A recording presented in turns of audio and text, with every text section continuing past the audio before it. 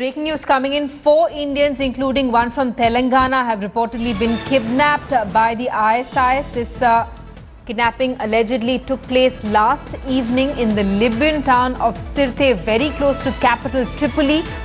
They were in Libya for the last 1 year, teaching at a university there. Sources have told the Ministry of Foreign Affairs that sources have told India today that the Ministry of Foreign Affairs is aware of the development. The whereabouts of these people is still on, and they haven't been able to ascertain exactly where these 4 Indians are being held.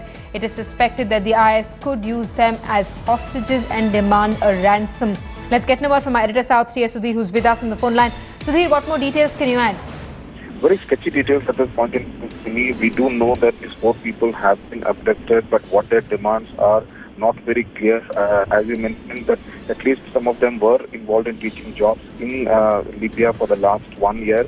There is a local contact back home in India who has been trying to get more information. He did tell me that the government of India is aware of the situation. They're also in touch, probably is trying to open up some kind of negotiations with them for the safety of these 4 people. But yes, details very sketchy at the moment, and obviously we do not want to reveal the identity of the people because their relatives back home here in India are extremely anxious about their safety.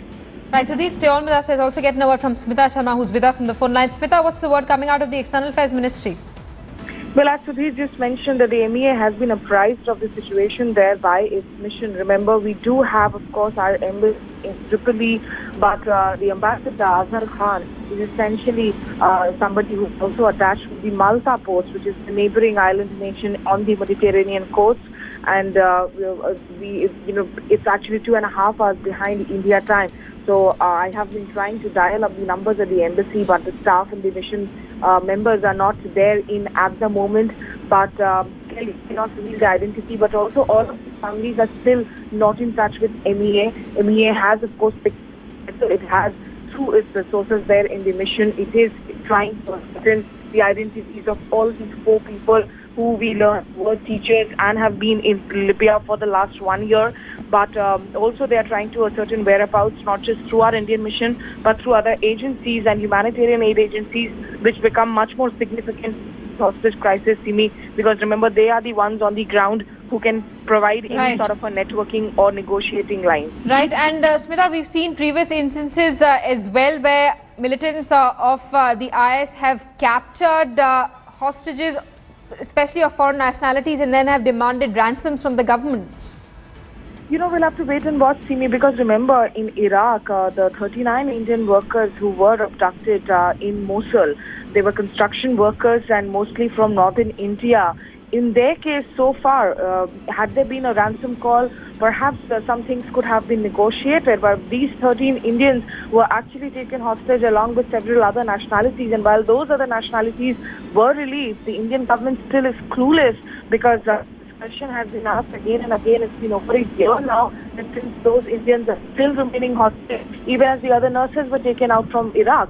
But we are talking about the Libya area, and all this large swath of territory that is occupied by the Islamic State. So it's early to say whether this is or I guess we will have to be cautious at every step here. Absolutely. Sudhir, our editor South is also with us on the phone line. Sudhir, we don't still know too much about the identities of these 4 Indians who have been taken hostage by Islamic State militants, but we do know that one of them is from Telangana. This would, of course, create a lot of confusion, especially amongst the family members of people who've been living and working in Libya. We're going to try and reconnect with Sudhir in just a bit. I believe we've lost that connection with him. Breaking news that we're getting: 4 Indians have reportedly been kidnapped by militants of the Islamic State. These Indians had been working in Libya, teaching at a university there. We're being told that the Ministry of External Affairs has been apprised of the developments. We'll continue tracking developments. A short break here. Lots more lined up on First Up.